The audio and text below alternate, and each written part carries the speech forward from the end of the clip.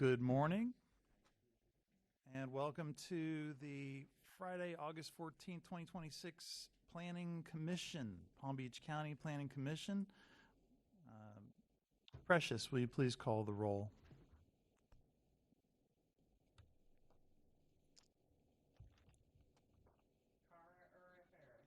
Present. John Carr. Present. Barissa Laudas. Present. Rafael Clemente. Rosie Matos. Jordania Arias. Carl Anthony Klepper. Brian Stenberg. Present. Rick Stopik. Ankar Patel. Here. Gary Brown. Here. Stephen Basor. Present. Denise Williams. Cedric Thomas. Here. Aaron Halliburton. We have quorum. Thank you, Precious. Please rise and join me in the Pledge of Allegiance.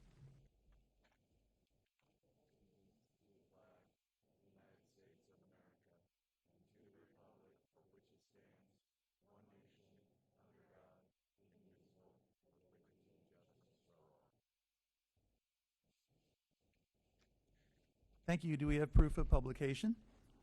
Good morning, Chair. Jeff Gagnon, Interim Planning Director. We do have proof of publication. Thank you, sir. Okay, I see that we have one request for a postponement, and that is for item number 4A1, the Florida Wildlife Rangers text initiation. Do I have a motion to postpone that item? Motion to postpone. Is there a second? Second. All in favor, please say aye. Aye. Aye. Thank you. That item is Chair. postponed. Yes, sir. If I may, just for clarification, the request was to postpone to the October 9th Planning Commission hearing, so just wanted to make sure that was part of the motion made by the board. Okay. I will amend the motion as Planning Director stated. Okay, is there a second for that? Second. All in favor, say aye. Aye. Thank you. Okay, agenda approval. I assume everyone's had the opportunity to review the agenda. Is there a motion to approve the agenda? Motion to approve agenda. Is there a second? All in favor, say aye. Aye. Thank you. Okay, now also we have had the opportunity to view the minutes from the last meeting of July 10th, 2026. Is there a motion to approve the minutes? So moved. Is there a second? Second. All in favor of approving these minutes, please say aye. Aye. Any opposed? Thank you. They are approved. Okay, do we have any comment cards from the public on any non-agenda items? It appears that we do not, so we'll move on to the next. I have no comments at this time. So now we will open the floor for the public hearing. Item number 3A, round 26-B2, the county proposed text amendments. Can we please hear from the applicant at either lectern? Yes, thank you, Chair. So this is a county-initiated amendment, so I'll pass the microphone over to Brian Davis, Principal Planner with the Planning Division. Thank you. Thank you, Mr. Gagnon. Good morning, members of the Planning Commission. Brian Davis. This is, as Mr. Gagnon indicated, the compatibility text amendment. It's in response to recently passed legislation, and so we are reacting to that because of the effective date. So just very quickly to set the rules here, or the stage, if you will. House Bill 399 came out of the 2026 legislative session. It was enacted as, the laws of Florida 26-007, and it amended 3194, the part of the Growth Management Community Planning Act, huge portion that we live in. And 3194 addresses the legal status of the comprehensive plan. Usually it pertains to the consistency of the plan and that determination and how that fits in with the zoning code, zoning regulations, government decisions, development orders. And so this added a section on compatibility for residential uses. And so that's what this amendment largely pertains to. And then for going forward, we're proposing 2 new policies to enact this new legislation. So part of the stage setting is also we need to understand when we say compatibility what it means. This is the sum total, what's on the screen right now, of what compatibility is in the Florida statutes under Chapter 163. There are some other things that I'll just sort of get out of the way as part of housekeeping about, like, if you're adjacent to a military base or, you know, ports, airports. They don't apply. This is what we in our day-to-day look at as far as compatibility of land uses. So we have this very wordy definition in the statutes. Compatibility is a condition which land uses or conditions can coexist in relative proximity to each other in a stable fashion over time, such that no use or condition is unduly negatively impacted, or directly or indirectly, by another use or condition. It's a word or a phrase or a definition that we typically will hash over. It's very long, cumbersome. Most people regard compatibility in a terminology that maybe is more appropriately understood by Justice Potter Stewart in the decision on obscenity, where he says, "I know it when I see it." Most people understand compatibility of it's there or it's not there. That's the fundamental issue with compatibility of, if you know it when you see it, how do you make it an objective standard? So this is one of those attempts to delve into it. The statute also, when we're doing the future land use element, says that the element must include criteria to provide for compatibility of adjacent uses. And I want to tease out a difference between these two requirements, the definition and the actual statutory requirement for the element. The definition requires relative proximity. So there's this notion of it's not an adjacency, which is what the future land use element is required to address. So this is some of the ambiguity inherent in the statute, and the proposed change does not deal with it at all. So I just want to point that out, that we're kind of in this area where even the existing statutory guidance, before we even delve into this, is a little bit loose. So, and I've looked at this for off and on for about 5 years, but then this came along, so here we are. So just to walk through what is required, and I want to say this, 399 addressed a lot of other things. It really only has one line that directly applies to the comprehensive plan, but it has some other add-ons. There are things out there about mobile homes and whatnot, not our issue, but you know that we now need to consider.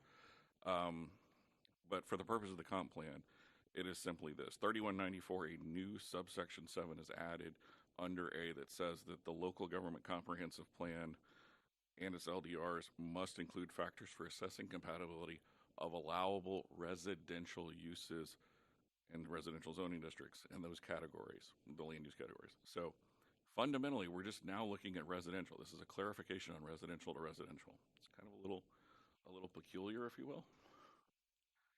I'm going to put the words on the screen. I'm by no means going to go through this, but just so you can understand that this is the B part. This is the zoning part that requires the land development regulations. Now, zoning decisions, if you're going to recommend denial, you must have written findings and mitigation measures that are there. So part of the amendment that you will see is actually speaking to anchoring those required mitigation measures to address or minimize or resolve an incompatibility. So I'm just putting it there, so if we need to, we can come back and see it.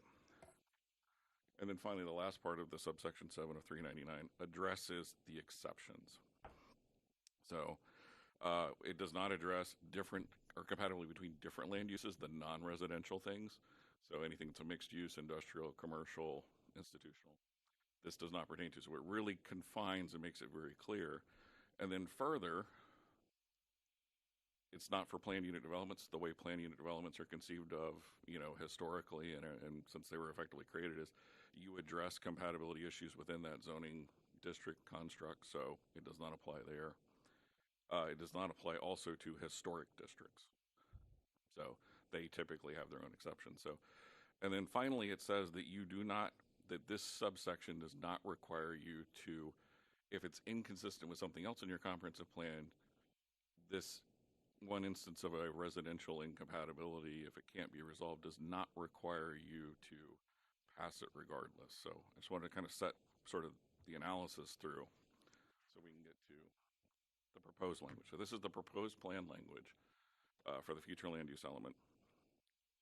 And so what we're proposing is a new policy for those not within planned development districts. So this is effectively parcels that are already subdivided or assemblages of parcels They're effectively coming in and either doing a parcel assemblage or just further developing on an existing, not using a plan development, not using a master plan community as the exception called for. And so we were saying these are the factors that we will evaluate. We will look at the land use designation of the parcel and the adjacent parcels. We will consider the development potential if there's any density bonuses. In other words, are we looking at maybe it's currently built with 1 unit, it could build 5 units. They're proposing density bonuses to make it 10 units, buy a couple more TDRs. Suddenly what's an existing unit now, even though it could go to 5 by land use, they're proposing 12, 13 units. That's the kind of thing that we're saying, those are the factors we're going to look at. If it's appropriate, if we also have zoning, we don't typically look at design that much in planning. We would consider the design attributes, or are there things that maybe we want to address further on the site. The physical integration of the project and its relation to the neighborhood and community. So there could be certain design considerations where, look, it's residential to residential, it's a different unit type, you know, from a single family to maybe a townhouse on a given parcel. That may be an appropriate transition. Suddenly dropping in on 10 acres, you know, 100 townhouses may be a significant change. Not that it's an incorrect change as far as the unit to unit, but the number of units versus single family residential may be inappropriate. So we're saying, rather than try and go very specifically, say, oh, this unit to this unit to this unit, kind of doing a transition. So we want to make it clear that physical integration and how it relates, because that can also address impacts as well. And then finally, the extent to which it furthers other goals, objectives, and policies within the plan. An example of this would be, we have language in the housing element about how we're supposed to encourage and support special needs populations. We see a special needs project maybe once every 10, 12 years. They're very, very rare. But a project that maybe was doing a density increase to accommodate a special needs population might be more appropriate. In other words, it's to weigh it a little bit because it does other things. So there may be additional design things that go into that. But those are the factors. And so how this policy would apply going forward with any land use decision, it's residential to residential, we would now evaluate this. Any zoning development order, we would evaluate that. The next policy, though, which is 221Y, is really the direction for the zoning code.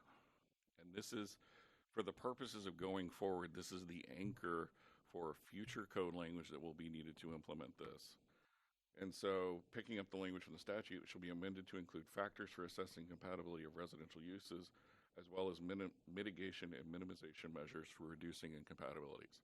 The first part then goes into the factors. These are a very lengthy list, and it was actually in an earlier draft of the bill, sort of roughly cribbed from it, because it was a pretty good listing of all the things you would consider incompatibility.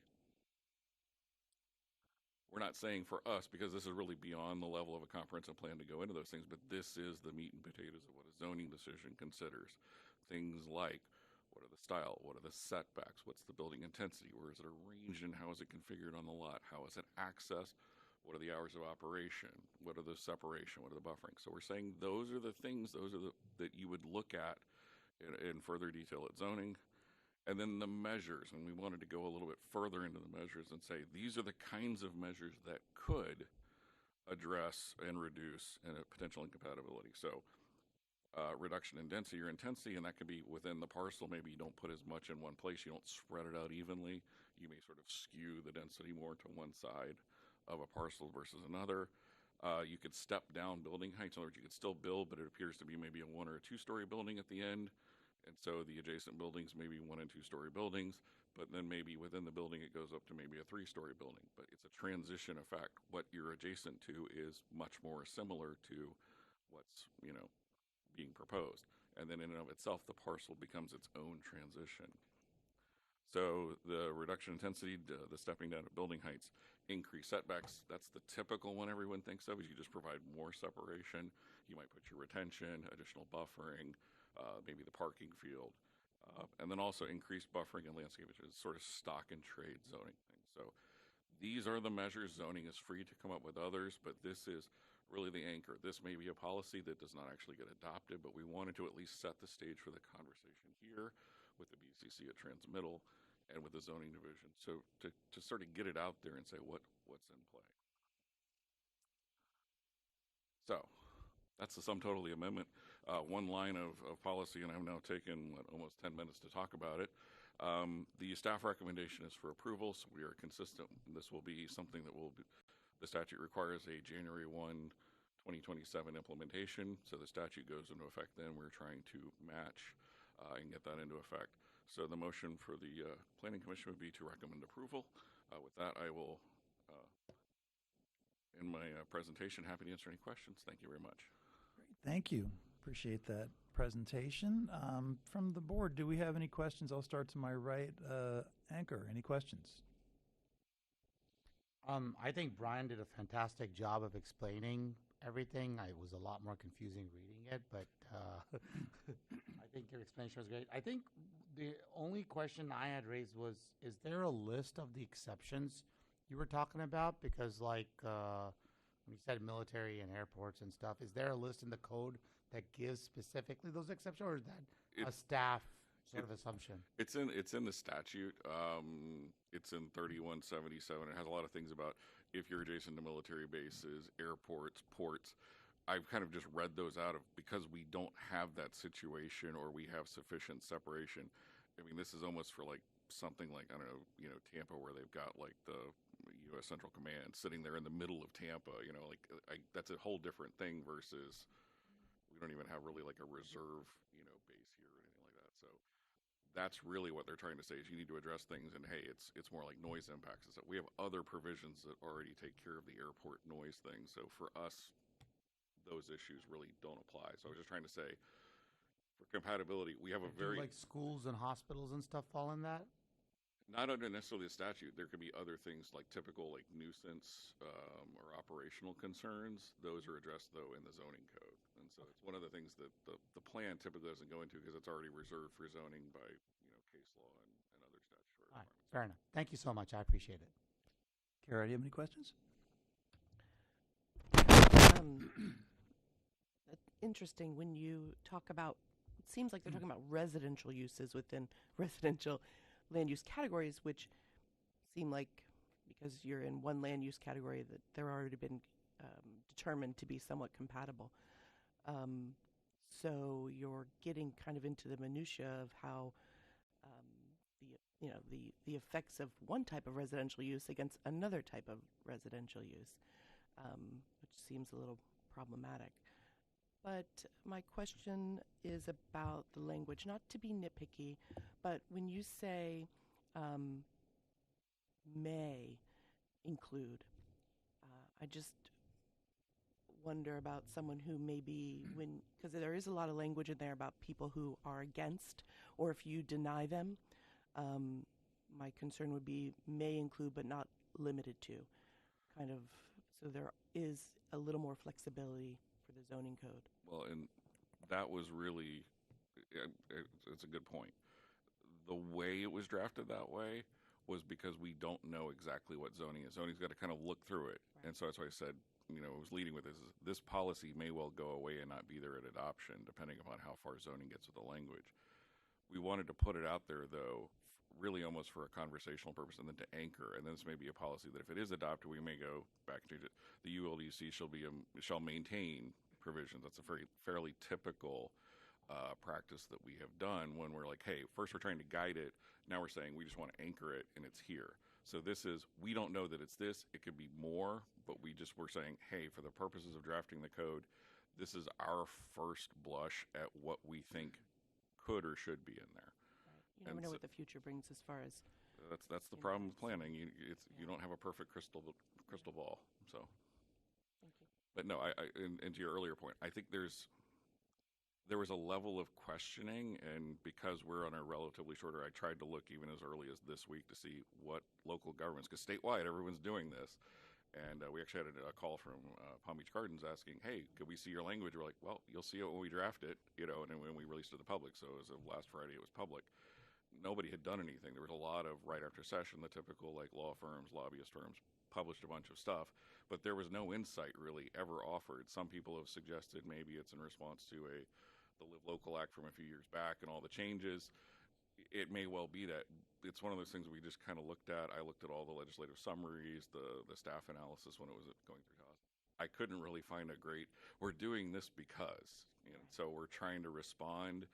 I don't think this will be a major issue to your point about it is somewhat fine-grained. I think these are relatively easy factors that automatically are considered anyway. We're just calling them out. But we're also giving ourselves sort of a, hey, this is a rule box. It's predictable. If you can jump through these things, then you shouldn't have a plan issue. That's what we're doing. And then I think a lot of times people don't really consider that there are a lot of uses that are special exception or conditional use that are allowed within these districts too. So this would apply to them. John, any questions? Thank you, Brian, for comprehensive presentation. You answered all my questions as well. So no further questions. Thank you. Verissa. No questions. Thank you. Stephen? Stephen, yes. No questions. Thank you. Need my eyeglasses on here. Gary. Thank you for that presentation. Just for clarification purposes, so we're not talking strictly residence to residence. My reading is that it is residence to residence. We have situations where, say, like a daycare or a church could go in there. We typically, when those uses go in there, we're just saying in that residential future land use designation, that use is allowed. We do not regard that use when it's coming through like a zoning process as being a comparable use. We just look at it straight up as if the land use was institutional. So in that instance, my reading of the statute and what's proposed here is really to address a residential use adjacent to a residential use. We're writing it in the terms of under a future land use provision. But the reason I'm not expanding it is the statute specifically excludes mixed use, which for most people includes a residential use. Those have their own rules and so forth. I think this is truly trying to, and I'm trying to guess what the legislator's intent is, but I think that's really what they're getting to is when you have a residence and another residence, whatever the type of unit it is arranged as, that's what they're specifically addressing. So they're not talking like if an industry decides to, I'll just exaggerate, wants to drop a nuclear reactor nearby, that wouldn't address that. No, and I think that's in the exemption in the Part E of the statute where it's, or maybe it's D. Yeah, so so it does not apply. So this requirement does not apply. The rest of the stuff that I went through at the beginning about the existing language, that's all we have to address that. I think there's much better law, statute, and regulation at the zoning side than we have here for compatibility. So it's much further defined. I'm just saying for here, what we're reacting to does not actually address that kind of a use being dropped in. Okay. And last question is, how often is this revised? If you guys, hey, you passed this and then, hey, 6 months later, here's something that was overlooked. Can you amend that at any time, or is it there's a time clock when that's done? We have an initial 1 year from the statutory enactment to bring the plan into effect. There's some longer term things that we catch every 7 years, the evaluation appraisal report, which you'll start to hear a lot about going forward. We actually saw that at the prior meeting, the initial response. We actually had looked at a larger, let's just rehash all of compatibility, which was way beyond the scope of the statute. We pared it back because we recognized if we're going to go look at the whole plan, why try and do a deep dive on compatibility when we may go back and change how we look at some of that stuff? So we're kind of saying we're reserving it. So to your point, I think we may well be looking at this in the very near future again, not because of this. This is just literally a check the box. We've complied with the new statute. Okay, answer my question. Thank you. Thank you, Cedric. Any questions? Yes, I just want to make sure that I had a few questions about this earlier on that I didn't get quite answered. But this is not addressing the use of anything, right?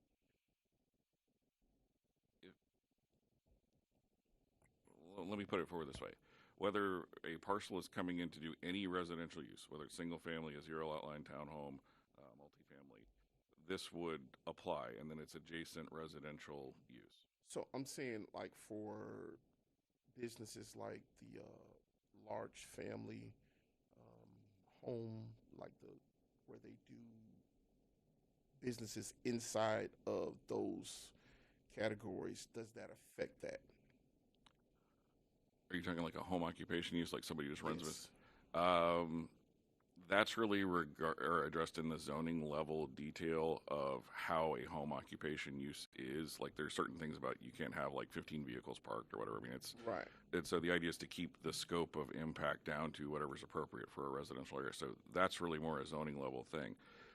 Because that use would already exist, that single family or whatever the use is where that home occupation is going, they're presumed to already be compatible and whatnot. So Would it be like a grandfather thing in, or my understanding is anything that's already there is vested. Okay. Anything that's new, in theory, would apply, but the home occupation type use, a home-based business, Right. should already be, the only way it can be approved is it's already compatible with the existing neighborhood or proposed neighborhood, whether if you got a vacant parcel next door type thing.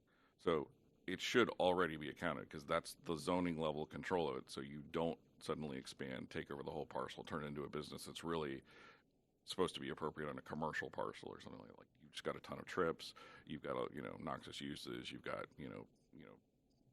300 traffic trips a day, that kind of thing. Like no, that's an incompatibility. So what home occupation allows there is going to be compatible.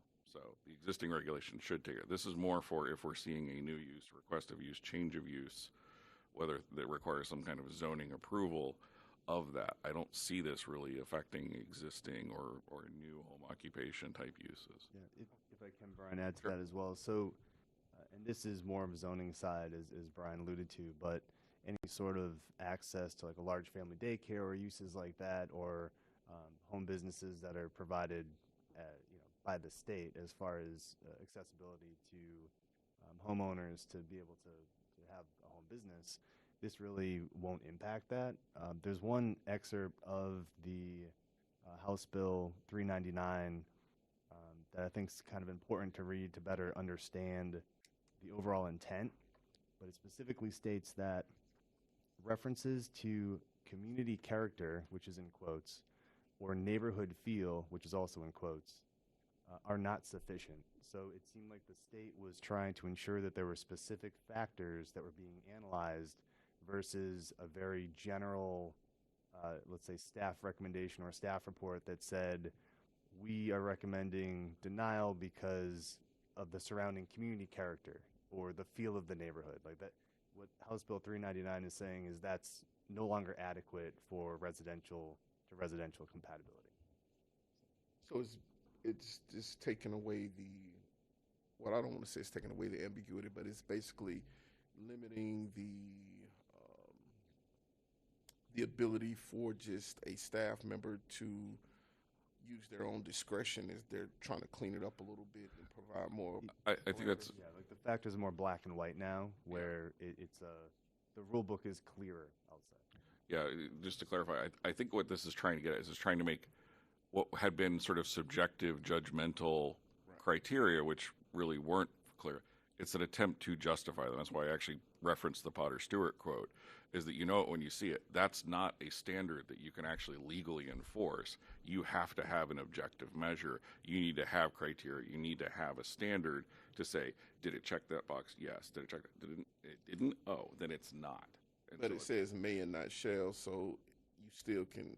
Well, that's to leave the discretion to the zoning regulations to further clarify it. And so if zoning says, you know what, we don't want some of these things, we can come back, take them out. Or I said later we can come back and amend it again to just say that we will maintain these provisions and we can make it a little bit stronger so it's anchored better. But given that you're seeing this at the very beginning of the process, and it's like we've got 2 more public hearings for just the plan, and then zoning's got its own set of hearings on top of that for the code draft to go through.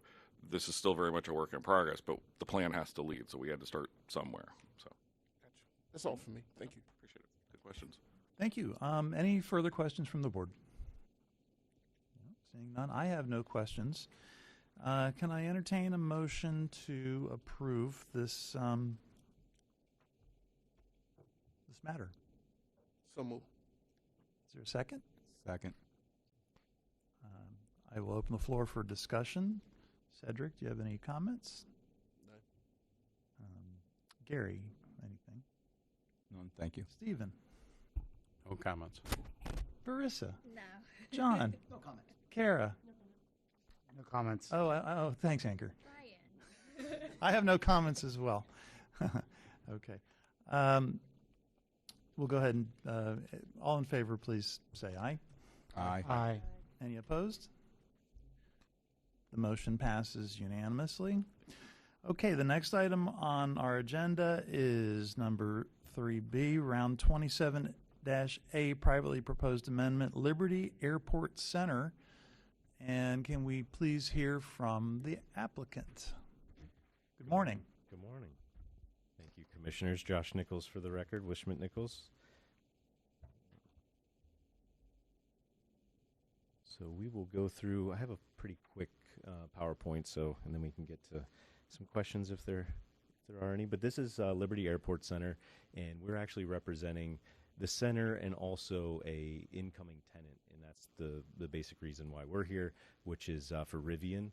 So Rivian electric vehicles. So they have a need for a service station in Palm Beach County. They only have one in Miami, so all the customers who have Rivians are having to go down to Miami. So they've identified West Palm and Palm Beach County in this site due to its proximity to the Turnpike and just central to the county. So that's kind of the overarching reason for this amendment. So project location, as you can see, this is on the north side of Southern Boulevard, just east of Jog Road. This is an existing built industrial center. And as you can see, we're pointing out the building. So that's the specific building that this facility would go into. And it's basically the western 2 or 3 bays. And we have to go through the zoning side, which shows the site plan. But we're going in those last 2 bays of this structure. So where we come into play on the Planning Commission side is, and again, this was before you in April. So we had a unanimous recommendation of approval. It then went to the Board of County Commissioners for initiation. So this is coming back for our kind of final round here. So you have seen this first part, which is in number 11. So what we're basically doing is this is an EDC, so an Economic Development Center. There's only 2 in the entire county. So it's very specific to this area. And so right now, the comp plan discusses industrial future land uses allow vehicular-based commercial uses of an industrial nature, which have impacts similar to industrial uses such as auto repair. So basically, the comp plan was set up to allow for some of those commercial uses that could be complementary in an industrial land use. So what we're doing is we're adding that piece that says the Economic Development Center. So it's basically just adding that in. So this specific site we talked about could benefit from that. As you can see, if anyone goes by, there's empty space in the center, and the EDC is to promote economic development, to promote employment. So a center like this, where you're typically in a warehouse, you're not really getting that many employees. You may only need 5 employees to run a warehouse type facility, but this type of facility would have significantly more, which is good. That's what we want in an economic development center. So we've added that component, and then we've also added that vehicular-based commercial uses of an industrial natures are allowed up to 15%. So I think that was something that staff added, and we're accepting of that. So it's 15% of the gross floor area of the entire center. So it won't be a proliferation, all of a sudden become this, giant auto repair facilities all in this development. So it is limited, but it does provide some flexibility for other uses. And then letter B, under item 11, is commercial uses in commerce. And basically where this got roped in, when commerce came online, staff added and economic development centers in there, which wasn't previously limiting. And so that when commerce came online, it did create that limitation. So we need to pull that out again to make this 100% feasible. So that's the code amendment piece. The new piece that you had not seen on the previous round was the ordinance 2008-51. So this is the ordinance that approved the original land use change to the EDC, and it had a limitation, as you can see, to just light industrial uses. So again, to have the ability to expand the uses and allow this use in this development, we have to add or equivalent traffic generating uses. So it's a minor change, but it just allows us to go from industrial to allowing those commercial industrial type uses. go to the next. So again, I won't belabor this, but again, historically, the EDCs actually allowed for an auto repair facility. So if we were to go back in time, probably 15 years ago, you could do auto repair in this exact site. And also any of the MUPDs around the county, so an MUPD with an industrial land use, you could do an auto repair facility as well. So it's weird that this one got kind of pulled out of that ability. So anyways, we're trying to get that reinstated. And we're doing the same thing on the zoning side. So the zoning side pulled out the use from the matrix, so we're putting that back in. So the county's assessment, I'll really let them go into their assessment, but staff is recommending approval, and we're in agreement with the additional 15% gross floor area limitation. And with that, happy to answer any questions. Thank you. Okay, should we hear from the county first or go directly to questions? Yes, Chair, staff does have a presentation as well. If the board pleases, Aaron Kramer, our planner with the Planning Division, would like to do a presentation on staff's analysis. Thank you. Let's hear it.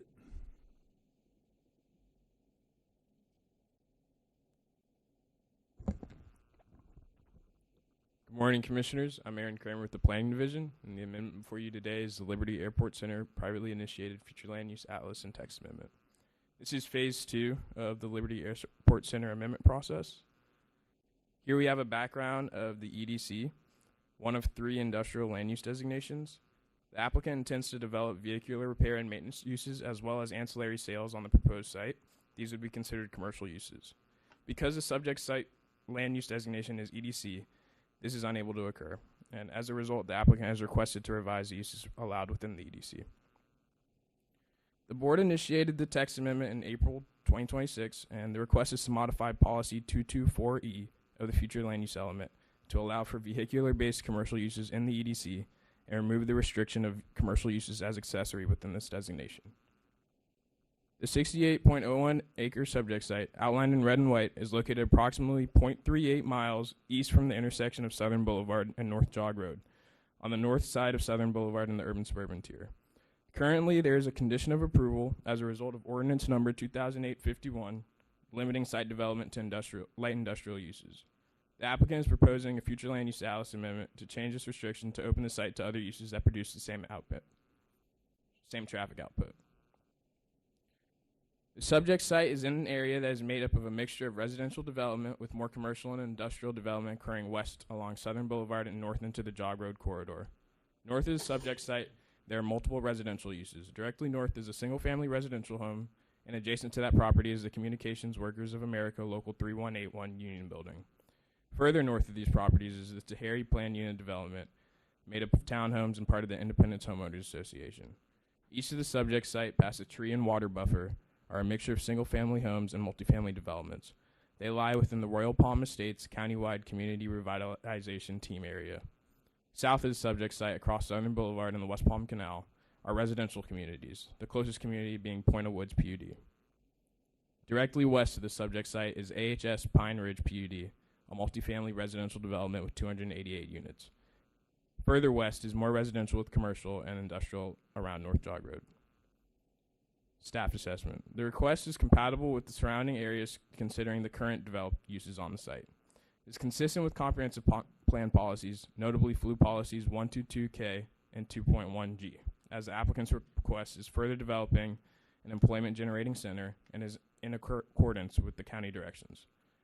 The request is also consistent with the applicable overlays and planning studies that include the PBIA Approach Path Conversion Area overlay, the Turnpike Aquifer Protection Overlay, the Revitalization and Redevelopment Infill Overlay, the URA, the HANP, and the Jog Road Corridor Study. Due to the site's proximity to residential neighborhoods, it is important future development does not create adverse impacts on the surrounding community. The request meets all level of service standards and per the traffic equivalency statement is expected to lower trip generation than the current maximum allowed from present day uses. Considering the global effect of the applicant's request on all EDC land use designations throughout the county, staff is recommending a modification of the applicant's text request to limit the proposed vehicle repair and maintenance uses to a percentage of the site's development in the EDC. This alteration provides a requested operational flexibility while ensuring that the site continues to function predominantly as an employment-generating light industrial development. It is also intended to ensure that EDC designated locations are not used as a means for developers to bypass commercial location criteria. On screen is the modified request with the county proposed change in yellow. This alters the applicant's request to limit vehicular-based commercial uses to 15% of the gross floor area. Staff recommends approval of the Liberty Airport Center FLUA and text amendment with a motion to approve. Thank you. We're available for any questions. Thank you, Aaron. Okay, from the board, do we have any questions? Anchor. Do we need to ask for public first, or? Oh, is there any public comment on this matter? I don't see any public comment. I don't believe we received I have no cards. cards, no. No, sir. All right, perfect. Anchor, go ahead and ask your question. All right, I have a couple of questions. I guess I'm going to start with staff. When you're doing traffic count and you're adding in the use, you're saying ancillary sales use.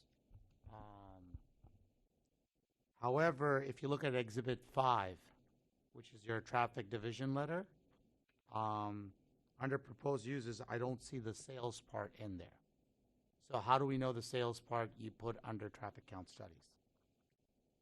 So for this specific proposal, and maybe Josh can respond to the future intended use of the site, but the sales component that was being requested, to my knowledge, was really for final paperwork purposes. So the intent wasn't to utilize this site as a true showroom or to have kind of like an open door to showcase the vehicles. So that sales component was to happen either off-site or I think predominantly online for this specific user.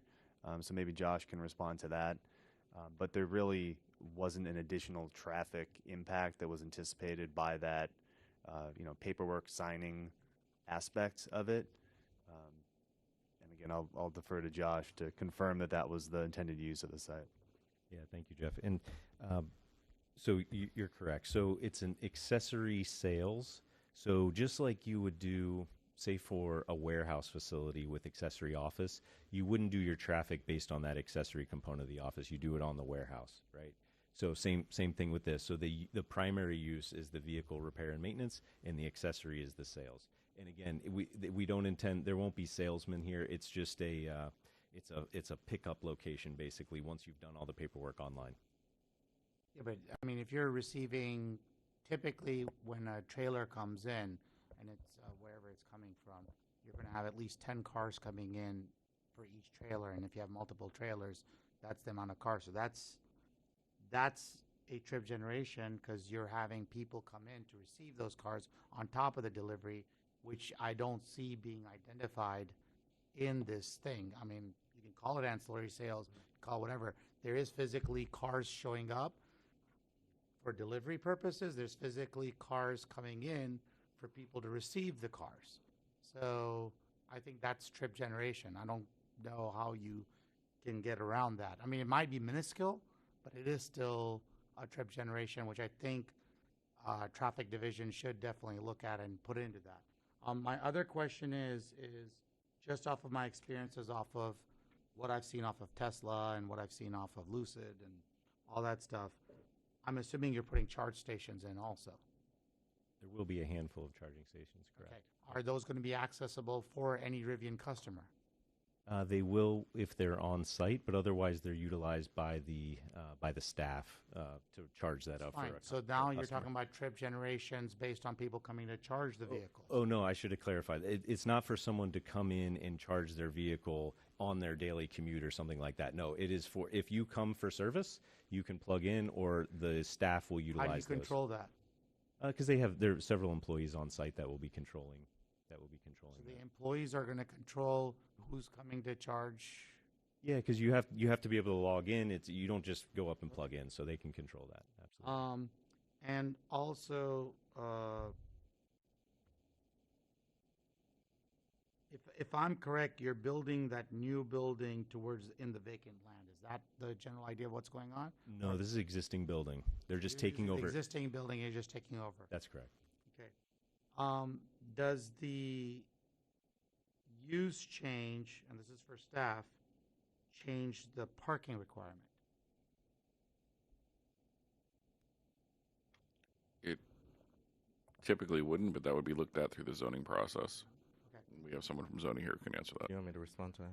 Sure. Jerome Otti with the zoning division. Yes, it would change the use requirement. Right now, it's parked at a warehouse, which is 1 per 2,000, and then we have to discuss how we're gonna, build into this use, being for the parking requirements for this particular. I was use. afraid of that. All right.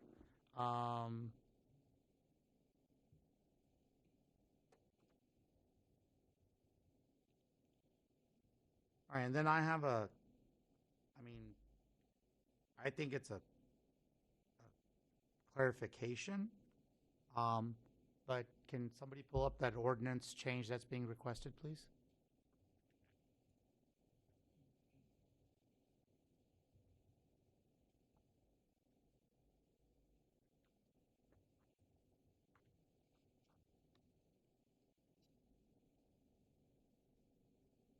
To clarify, you're looking for the proposed language from one of the PowerPoint presentations?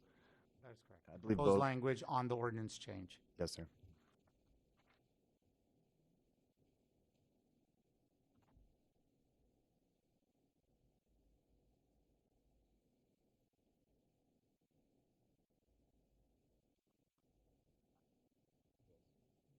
All right, so the way, if you read it, the way it reads currently is or equivalent traffic generated uses, which means I think that you intended to have a comma somewhere, because the language right now, if you read it, development of the site under the UEC designation shall be limited to a maximum of 1,139,464 square feet of light industrial uses or equivalent traffic generated uses, right? Do you want to clarify how that's reading? Because I think there's a comma needed in there. But, because it seems like it's a general or. And I don't think it's supposed to be a general or.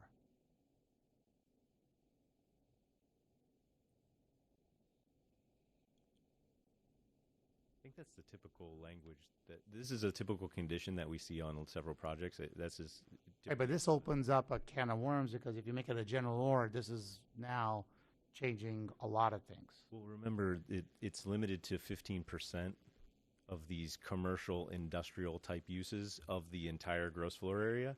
So only 15% could be outside of the industrial, right? So the equivalent traffic uses can't, I guess to your point, can't get out of control. I'm just saying is, what's to say that you can't build a bigger building now if you do it a general or? Because I can do a traffic use, the same traffic use, but the building could be bigger. Well, square footage wise. What's interesting is the actual on-site square footage is about 600,000 square feet, but the traffic actually allows for 1.1 million. So to your point, yes, there could be more built on that site. Right, and I think that's the clarification I want. I want to make sure I'm understanding that the clarification is we're just saying or for the purposes of the industrial uses, not for the purposes of the square footage. Does anybody else understand what I'm saying, or? The way we typically do these type of conditions is the initial traffic study comes in and says, okay, this works, this fits. If they're right up against the limit of a roadway where they might trip into a policy 35D issue or something, they typically will just take a limitation to that amount of trips. So that's the maximum impact it can have. What the or equivalent trip generating uses does is it allows you to potentially change it out below that, but the idea is there is an absolute threshold, so you do not create the traffic impact worse than what was initially studied. And so this is a way to manage it. It's just to give some flexibility over No, time. I understand the Right. intent of what you're doing. What I'm saying is the language right now is saying it could be or to that whole criteria, which means now you can build a bigger building, you could do a couple other things as long as the traffic count remains the same. That's what I'm trying to say. I don't think that's the intent, is that? That is the intent, The intent is they can build a bigger building if they need to? if they needed to. But this one's a very strange instance where we're talking about future land use with a built site that's not yet been occupied. Okay, So I think to add to that as well, so this was the previously established threshold for this one aspect of the development. So I don't have all of the site plan aspects in front of me for consideration, but I'm assuming that the development team, based on the aerial view of the site, it seems like it was developed to, I'll say, close to its max potential for the reality of the site itself. So even though the traffic generation threshold was for maybe twice the square feet of building that's currently developed on site, that was just one limitation and consideration of the site. So other things like parking was discussed as well. So there'll be other physical constraints of the site that would, limit some of. Right, so what I'm trying to say is that right now you're saying that equivalent traffic count of 1.1 million square foot, correct? That's the way you're trying to say this. Right, because they, and I don't want to speak out of turn, but legally they would have access to that threshold already. And I agree with that. Yes. What I'm saying is the way you've written the language is it takes away that 1.1 million number. Because you're saying, or as a separate add-on. I see. That's what I'm trying to tell you. Doesn't take. It can also obviously be less, right? Like the equivalent, you might have enough traffic to facilitate. Correct, it can be less. But you really, when you actually put the uses in there, you might only have the equivalent of 1 million square feet at 700,000 square feet. So it's really just it's a measuring tool to say you're not going to exceed 1 million or what it may equivalent to in the trips. So it's most No, likely to be I less. understand the language. It's just English context. Maybe you need to put a comma there, but that's fine. I'll let the other board members go ahead and decide what they want to say on this. So I apologize. Go Thank you, Anchor. No worries. Kara, any questions? This is maximum development potential. So this is an actual TPS approved. So this is kind of the pie in the sky, what by land use. So this is, I think the language is fine. I understand the concept of converting internal space into uses that generate more traffic initially. So you're saying that this is but TPS would also be something they would have to look at for these uses. Okay, so they would actually look at impacts if they did use some of these equivalents, which they probably wouldn't even get anywhere near. Okay. Yes. Thank you.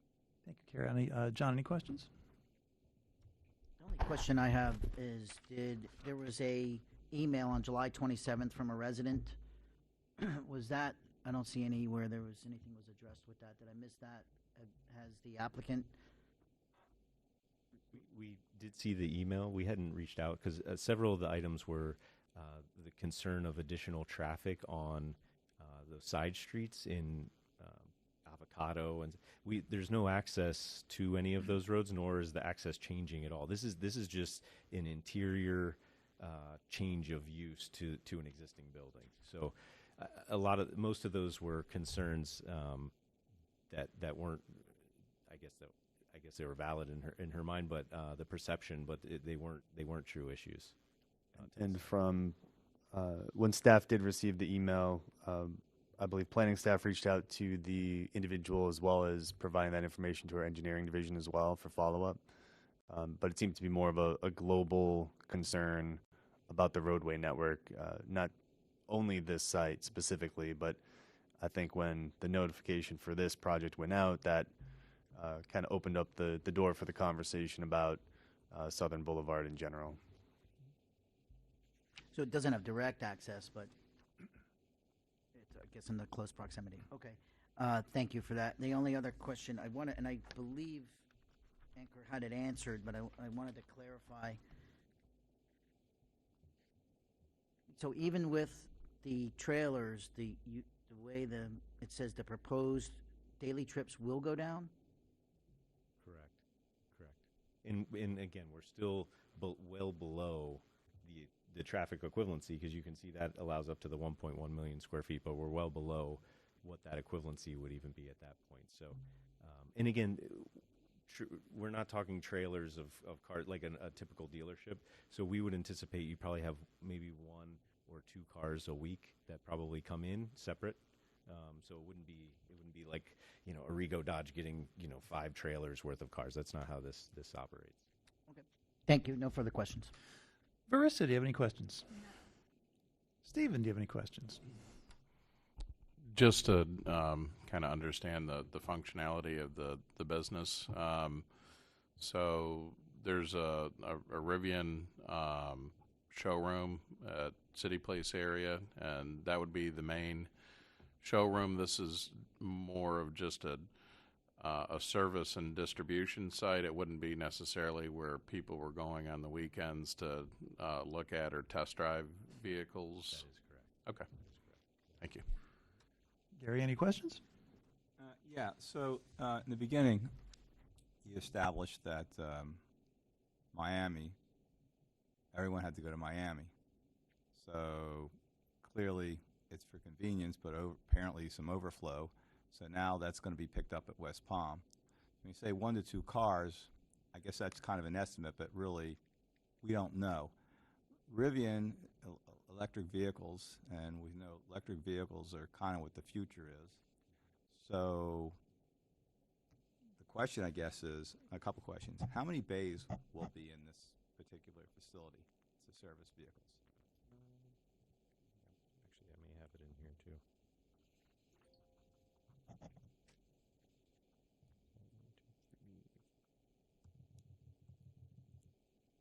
About 15 bays. Okay. So how many vehicles are being serviced as an average in a day? I don't know week, that. in a month? I don't know that at this point. I don't So know. when we talk about traffic, that's a variable that would be considered, right? Let's say, and I guess this is for the applicant, that it's wildly popular and, business is a booming, okay?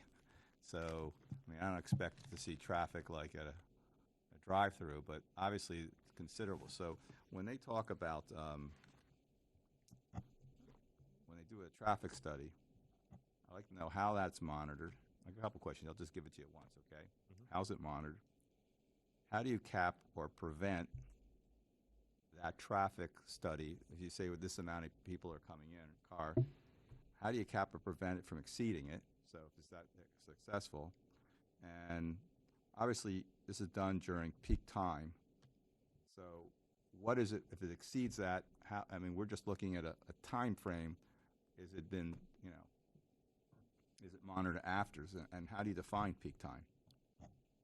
Yeah, so again, and I'm not a traffic engineer, and I know that the zoning side of it will handle a lot more of the traffic items, but this is no different than any other traffic. The county has seen hundreds and if not 1,000 different vehicle repair facilities. So it's based on the amount of square footage as a rate that they've established for a vehicle repair and maintenance facility. So in that ITE number that they come up with to establish per square foot, it includes how many employees are involved in the transaction, how many customers they expect, and based on that square footage is how many repair bays that would be involved. So all of those components come together for that ITE, which is their traffic standard, and so that's based on the square footage of the use, and that pops out the number of how much traffic is.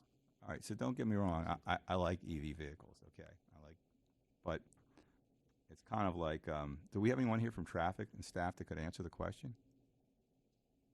No. All right, because at this point, it's coulda, woulda, shoulda. I would just like to know those questions, which that's not in your wheelhouse. You've presented some good information, but those answers, I guess those questions have to be answered by somebody in traffic, so. And that will be done on the zoning side for the specific use, because we haven't submitted the actual use side through zoning. All right, So that's where let the zoning people answer it, I guess, then. Thank you. Thank you, Cedric. Any questions? Yes.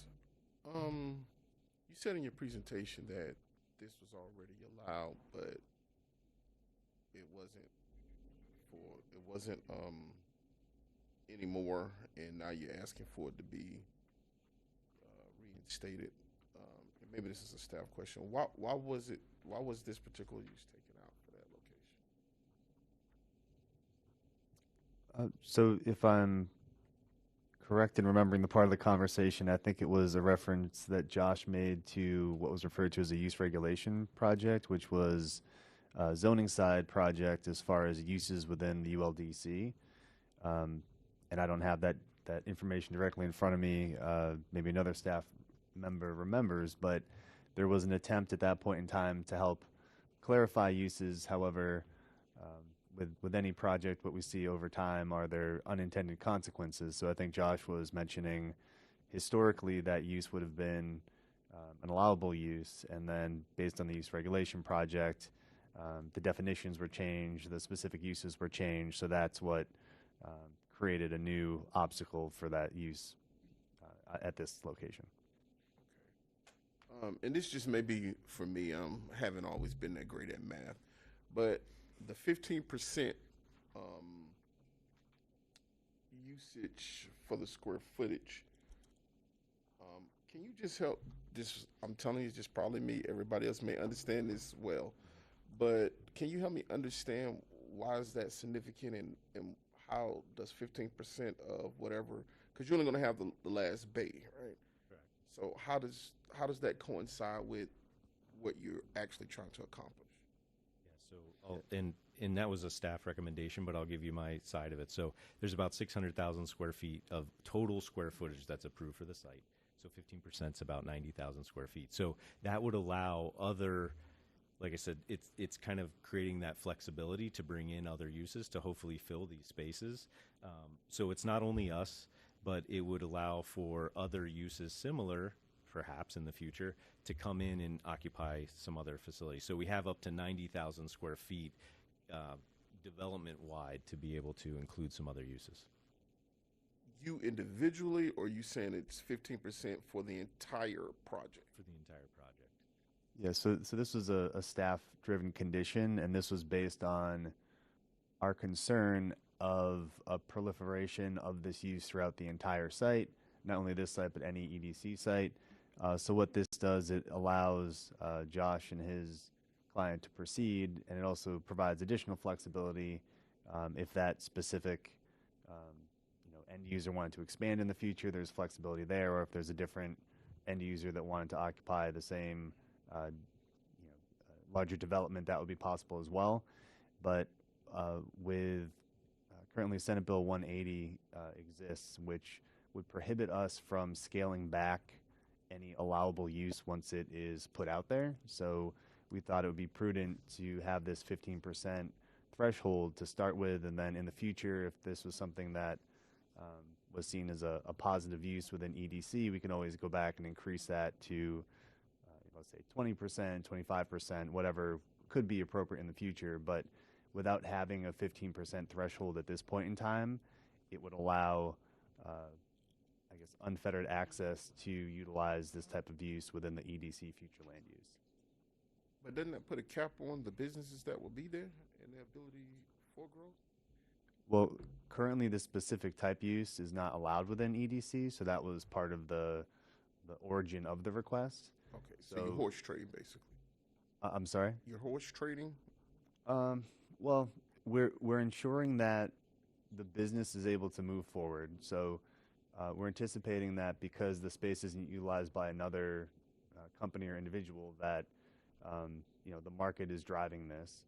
So the 15% allocation would allow this business or a similar business to expand within that EDC area, while also not potentially outcompeting another business that would currently be allowed in the area. So if Tesla or Lucid or any of these other, I don't have an EV. I'd like to get one day. But so any of these other, is that trying to just stop the competition from? Right, and this language, it's not specifically for electric vehicles only. So this is opening up the uses to any vehicle type of service and repair. So this is not only electric vehicles. So again, that was also part of the reason why it could be any brand, any end user.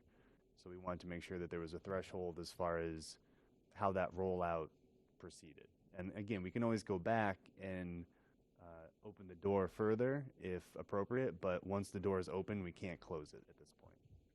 So you can increase it without any issue if need be. So if this particular applicant says, hey, business was really good since we moved it here, we now need, more space to be able to do our business. You saying that you could just increase it without them having a delay or stopping business progress? Yeah, so we believe that 15% number already provides that opportunity for future growth, so they wouldn't have to come back through a process. But again, it also provides a safeguard so that if they are really successful, they're not going to take over the entire development site. I see what you're saying. Let me ask just the applicant one thing. Do you think that you would ever need more than 15%? Like, say, in the next 5 years, that you need more than 15%? So I was just asking one of my colleagues. So we're coming in at about 42,000 square feet. So we would take up almost half of the availability. I don't anticipate in 5 years that they would. I don't know. I can't guarantee that, but I don't think that they would outgrow that within the 5-year span. No. So you saying if Tesla, which I don't have, that if they want to come in for that other 40+ thousand square feet, they could without an issue, but that would be it. It would just be you, and so the person that wanted to work on gasoline powered vehicles wouldn't have any space to do it at all. If that square footage was utilized by other businesses, so it would be for EDC at this location. So there are other locations throughout the county that this type of use is currently allowed at, but just not within EDC future land use. That's it. That's all for me, Mr. Chair. Thank you. Thank you. I have no questions. Can we entertain a motion to approve this item? I'll make a recommendation to approve the comprehensive plan amendment as approved by staff. That is your motion. Is there a second? Second. Okay.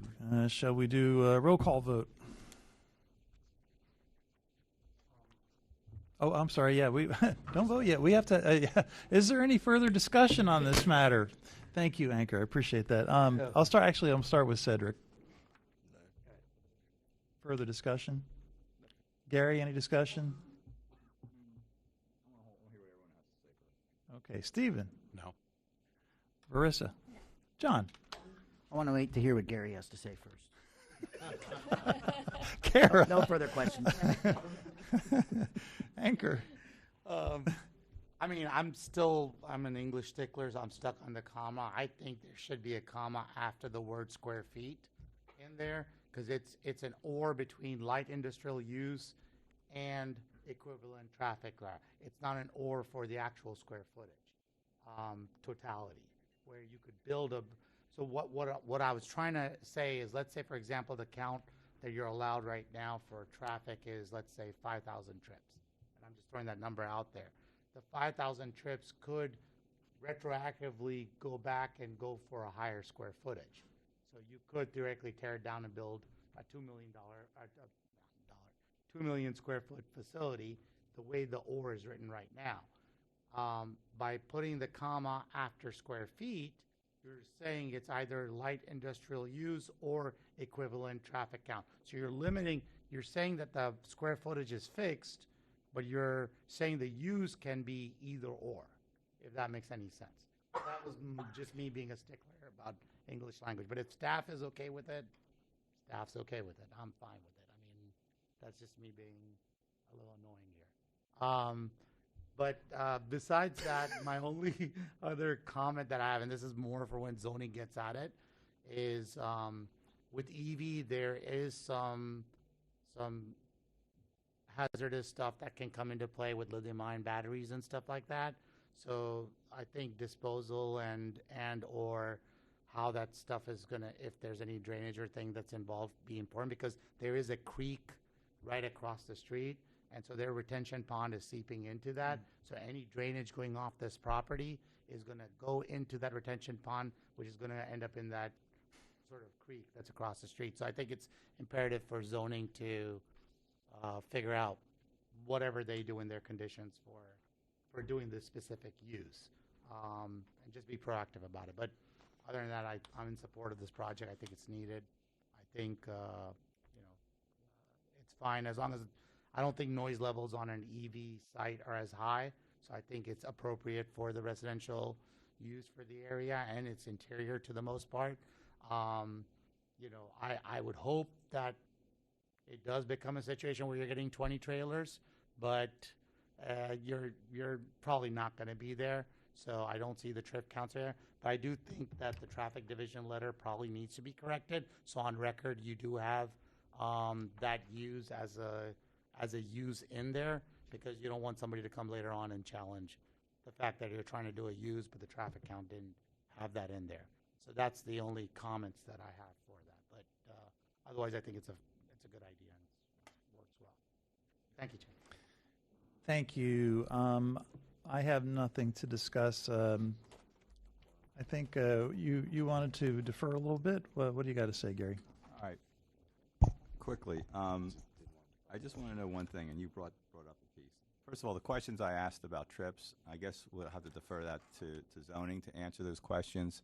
I think they have to be answered just so we know what they are. I don't want to be a stick in the mud, but I guess I am, so here I am. The question is, and you brought up a good point about there's lithium ion and there's also phosphate. And as we know, there's a fire. Basically what the fire code right now is let it burn. And when you have a burn with those kind of batteries, it does give off toxic plume. So I just want to know how that's going to be handled. So I guess that's something you'd have to find out from your fire marshal. Also, how many batteries are going to be stored at that location? Because if it's a service center, that's a battery issue. How's it contained? How does it protect the public? So I guess these are questions that we'll have to go on to zoning to find out. But that's it. That's all I have. Thank you. Nothing? We're good? Okay. If I may, Chair. Yes, sir. I have a feeling like you're leading into a potential calling of the motion, but I think we had a member step away, and I think we need him for a quorum. Yeah, we'll wait for him to return. Thank you, sir. In the meantime, we can talk about punctuation and commas, semicolons, colons, As M the staff dashes, member N mentioned to me dashes. that it's an Oxford comma. Oh, Oxford comma. Okay, but I don't. Is it an Oxford comma? Because is it listing? Is it a list of things?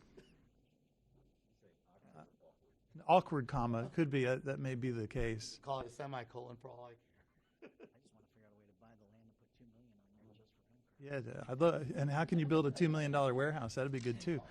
So I'd like to note that my mechanic who services my gasoline-powered car drives an EV because he believes in the idea of not having shoemakers' children.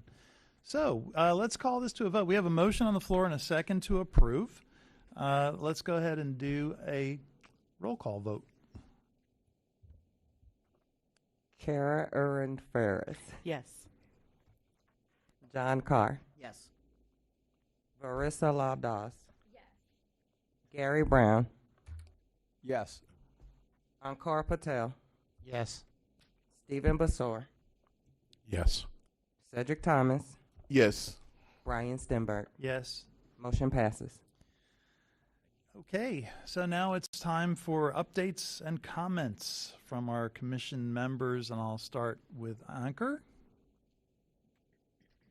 There's a reason why I'm at the end, right? Yep.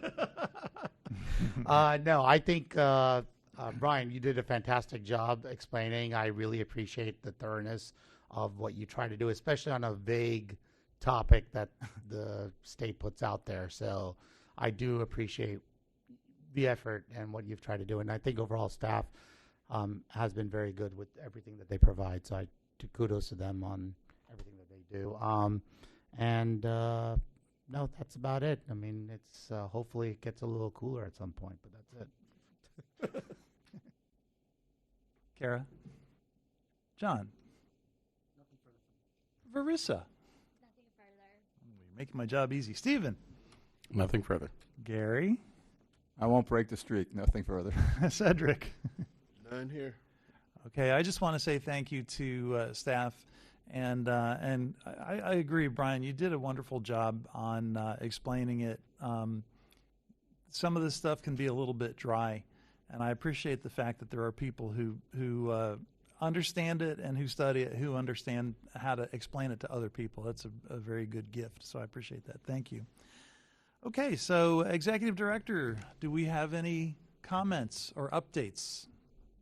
No comments. There's going to be our comprehensive plan meeting. It's on the 26th of this month, so there will be a lot of great items. I'll follow up on the Ag Reserve items, some other things. I don't know if Jeff was going to mention any of those, but we thank you for your service today and appreciate all of you. Thank you. And my staff, of course. Thank you. Assistant County Attorney. Nothing. Jeff. Yeah, Ms. Carroll, Executive Director, read my mind. So yes, planning BCC hearing is August 26th. So the countywide transportation master plan will be discussed, CTMP, as well as the Ag Reserve follow-up, in addition to additional items that I won't name all of them, but we'll have a busy agenda. And as always, I thank all the board members for your service and volunteering your time for Planning Commission, and definitely appreciate all of your input and comments. Thank you.